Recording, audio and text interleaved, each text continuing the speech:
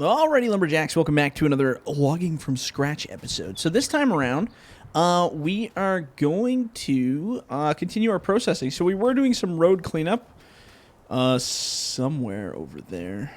The loader's way down the way, so we still have a long way to go. But we're doing a little bit of road cleanup over there. I figured we'd just kind of turf things up and change it a little bit. Get back to some processing, because we have a lot of logs in our block here that we gotta clean up. And I figure we might as well keep cutting. Oh. I thought we were at 500. Oh, apparently we're at 15. Did we say we were cutting 15s? Maybe we did. Okay, well, we're cutting 15s. We'll do some longs. We got a lot of shorts on the road, so maybe we'll do some longs. Sure, why not? Change it up a little bit, right? Might as well. So just kind of laying our decks out here.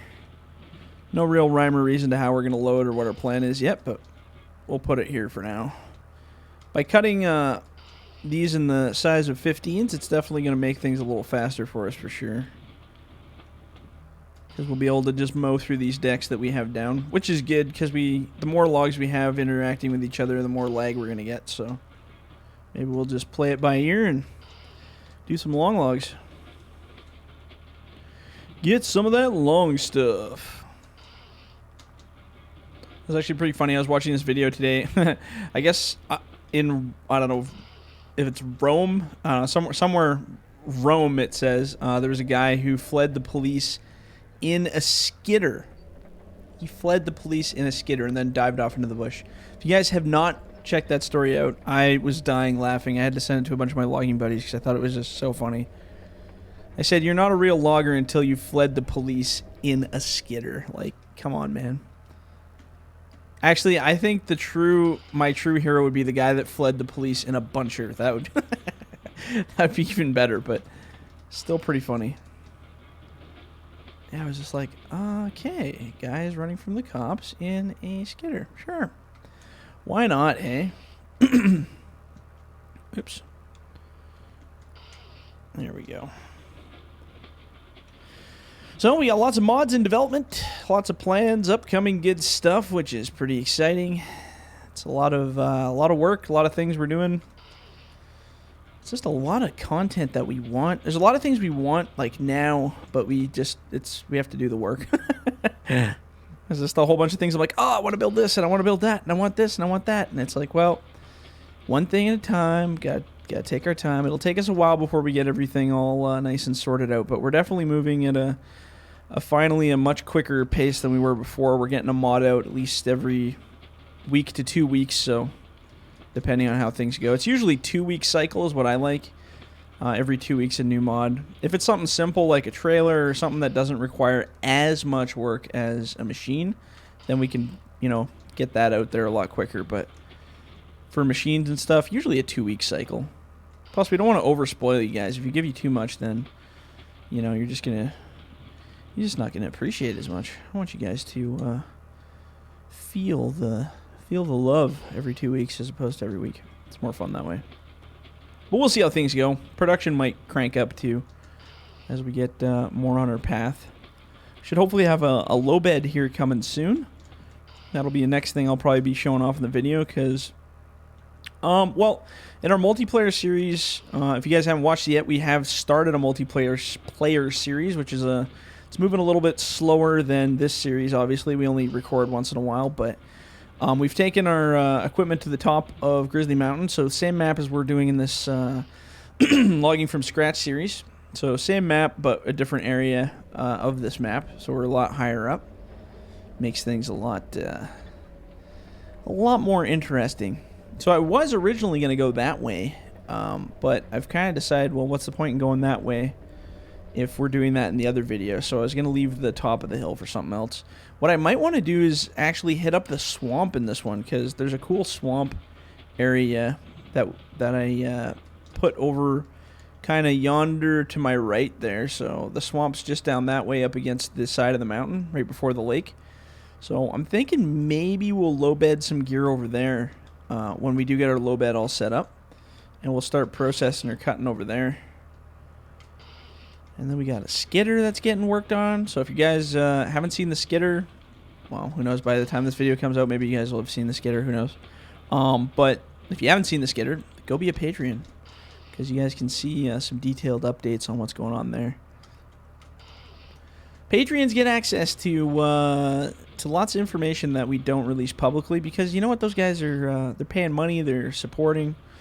Obviously, our Patreon is just kind of a bonus features. It's for people who want to help support it. In the end, everybody does get the mod regardless of whether you're a Patreon or not. We know lots of people don't have the money to donate, so it's not like we're expecting you guys to donate.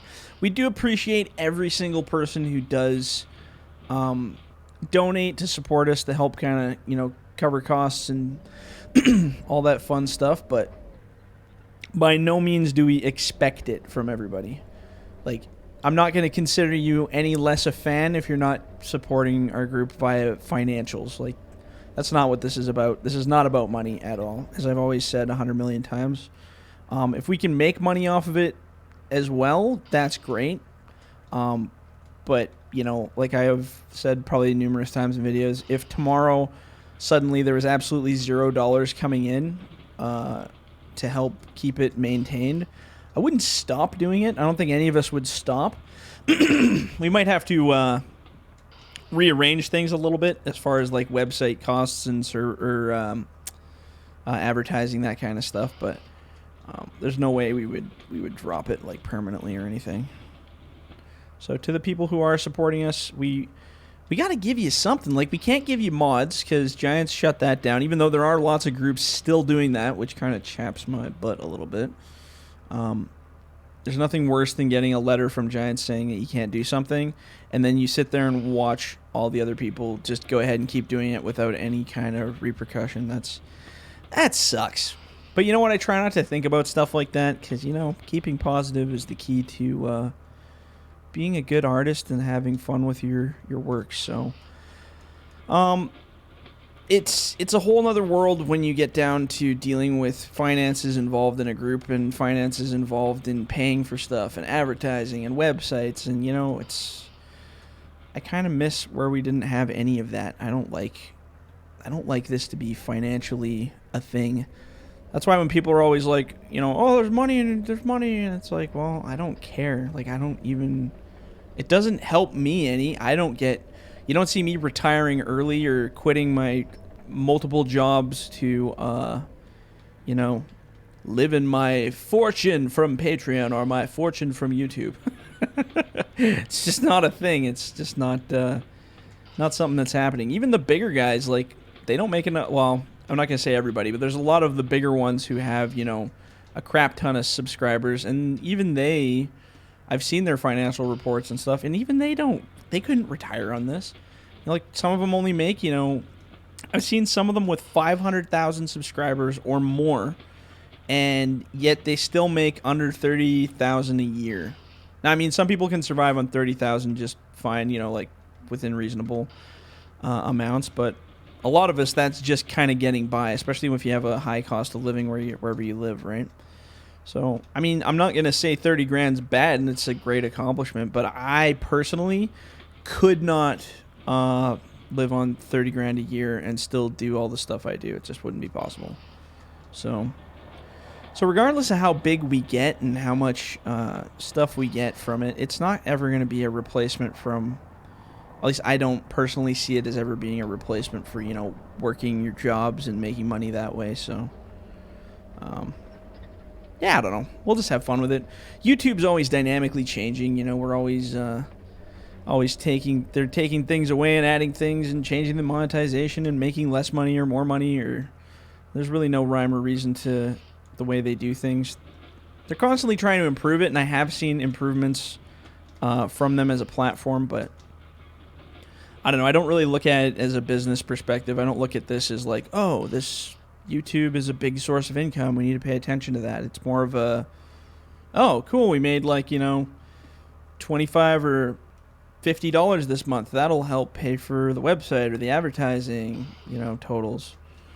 But I did actually officially have to finally register this as a legitimate business because The tax man wanted to know what was going on, basically. So, FDR Logging is a real company in Canada now. Before I just claimed it as self-income on my own personal taxes, just as my own personal extra whatever. And same with all the costs for like the website and the yearly fees and blah blah blah blah blah, all that crap. But now the taxman said I have to pay more tax on it because it's considered a legitimate source of income to them. If you make anything at all in a year, they seem to consider it a source of income. I doubt a kid can even own a lemonade stand these days without the government going like, how much did you make this year? So, taxman always wants his bucks, so you better give it to him or else he'll find a way to get it. But yeah, so we registered it as an official company. So FDR Logging is an official company. We're real. We're real people. So now, whatever that means, it just means we have to pay the government more money. 30% of all of our earnings have to go to the government. Which sucks, because then the rest of it, like, I'd love, if we had 100% income to, like, from Patreon, from YouTube, from everything, like, we would be able to pay all of our costs monthly, plus we would be able to have some extra for whatever. So, like, the one thing I'm doing with money now, any kind of money that comes in from FDR Logging, we use it, or at least I'm using it to always get new stuff. Like, I'll use it to buy advertising stuff. So when I say advertising, I say costs for actual ads. Like I do Facebook ads sometimes. I'll do YouTube ads, Google AdWords. I'll do, anything that kind of you'd consider advertising. Shirts, hats, all that kind of giveaway stuff like that, which is really expensive, by the way. I totally thought, if anyone knows of like a super cheap, like Taiwanese or Chinese company that's willing to make FDR, and I don't mean like a cheap sweat labor illegal shop. I mean, I mean a cheap place to get T-shirts made or hats or apparel for merchandise. Hit me up. Let me know, because I would love to find one that did stuff cheaply. Maybe not like crap quality, but lower quality than the stuff we're getting, because although the stuff we're getting is, decent quality, it's not amazing quality hats and shirts and clothes and stuff, but it's ridiculously expensive. Like if I wanted to buy 10 hats, it's like almost $300 to get those made with the FDR logo on them. It's ridiculous. I don't know, it just seems like a lot of money for some hats to me, but I guess they're expecting you to be reselling them at, a 400% markup or whatever. So they expect that, but I just give them away. I don't bill anything to anybody. I don't like money when it comes to hobbies. I started hating that. It's just not fun. And every once in a while, if we get extra money from Patreon or any kind of leftover stuff from the end of the year, I'll try to, give some to the team, because everybody's working really hard and we all deserve a bit of a reward from it as well. But I would say 95% of all the money gained goes right back into making this bigger. But it's also hard, like if you're not super educated in advertising, like I don't have like a degree in advertising. I haven't worked for an advertising company. I just have learned based on what works and what doesn't, trial and error, just like modding really. You just kind of play around and practice, self-proclaimed learner. And you figure out what works and what doesn't, basically. And you figure out what people like and what people don't like. And I mean, I have approached like advertising companies for, advice and stuff like that to see if I could possibly get some help or something. But a lot of them don't have any interest in smaller groups like us. Oops, I'm just going to move our buncher here because I'm going to start hitting it with logs.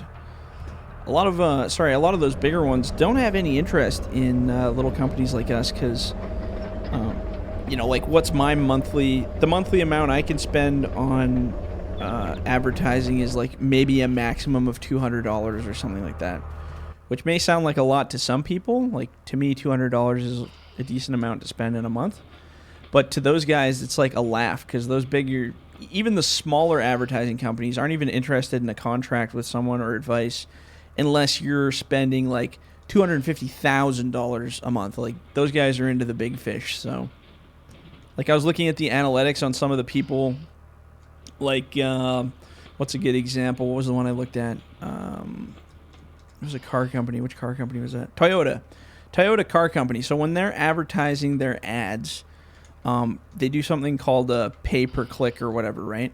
So if you get a click on your ad, that's when you pay for it. So what you do is you do like bids. So I will bid, you'll say I'm going to pay 25 cents, which is really high. I wouldn't pay that much, but 25 cents for the first person for people to click on my ad. So they'll recommend it higher because you're bidding for higher space, right? I'm probably explaining that really crappily, but you guys can go read up about AdWords and how that works. But you're basically you're bidding for your ad to pop up before other competitors' ads. So the higher you bid for a click, the more Google is willing to recommend that ad. So if I said, let's say Toyota and Dodge are comparing each other. So if I search what's a great car to drive into Google, or what car should I buy in Google, an ad will pop up from Google Words. Now, if Dodge said, I'm going to pay $5 for a click, that would mean they would advertise your ad, so if they said, if they were paying $5 and Toyota said, I'll pay $2, if I typed in, this is a really general example, but if you typed in what car should I buy, and that's the analytic that Dodge had, they would get the bid. So what would come up would be a Dodge ad saying, buy the new Dodge truck. And if I said, oh yeah, hey, Google's telling me I should buy a Dodge truck, I'm going to click on this. So I click on it. So now that click has now cost the company $5 for that one click because YouTube or Google recommended it to me and I got the click. Now, the scary part about it is if you put your bids that high and suddenly you start getting mass clicks, that's when you can easily spend, you could spend $500,000 in a month without even thinking about it. Like, these companies have no shame spending that kind of money on stuff like this. It's crazy. But you look at a company like mine, which is this teeny weeny little FDR Logging, not a huge deal, we're just a little guy. They have no interest in my, 0.5 cent click because my bid is so low that I won't even compete with anyone.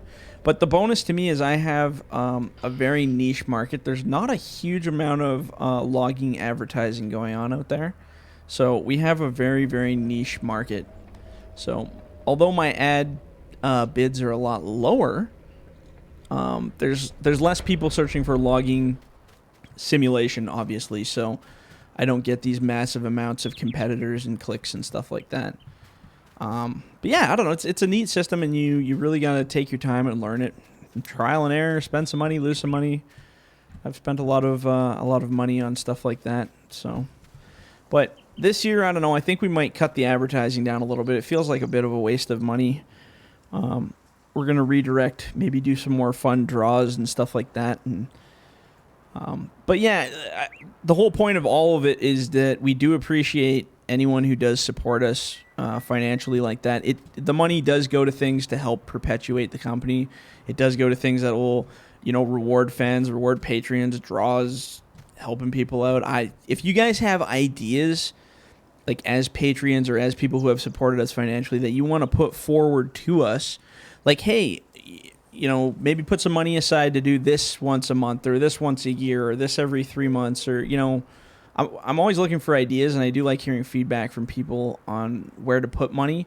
We haven't had like a crazy amount to play with, so it's not like, oh, hey, hire another whole team to do this or this. But one thing I do want to do with a little bit of Patreon money this year is I really, really want to hire or commission some artwork of logging or FDR related stuff to go with a t-shirt brand, so that at least, like, a lot of people may like FDR logging, but they might not want to just buy a black t-shirt with the logging logo on it. They might want something that's actually a little more cool. So I'm going to be working with some artists hopefully over the next few months to maybe make some kind of a logging based art graphic thing that looks cool and put them on hats or shirts or anything like that. So it would make it look like something you'd actually want to buy instead of just, you know, a shirt with a logo on it. Maybe something with a scene on it or some kind of thing. I don't know. Just we're always looking for creative ideas to have some fun, and at this point we've made something out of nothing. So I mean, sky's the limit. Why not have some fun? Give her, right? So anyway, sorry, I've been just BSing here. So we have, in this episode, we processed all the trees that we knocked down, which is fantastic. Didn't think we'd burn through all that. But so we got all these guys processed, all the 15s, and I think we'll keep cutting 15s on the next pile. So we're going to walk around with our buncher again. We got to clean up, well, I don't know, we were maybe going to take out this little grouping here. So I think I'll clean up these trees. So 1, 2, 3, 4, 5, 6, 7... and we got a few in the middle. We'll start on that side after, but we'll clean up this little section in the middle, knock down a bunch in the next episode, keep bunching away, and start picking up our block. And then eventually we'll come back and start cleaning up that road a little bit there too. So if you guys liked the video, leave a like, leave a comment. Do not forget to subscribe. And if you're in the bush, don't forget, tug a tree. All right, guys. We'll catch you on the next one. See ya.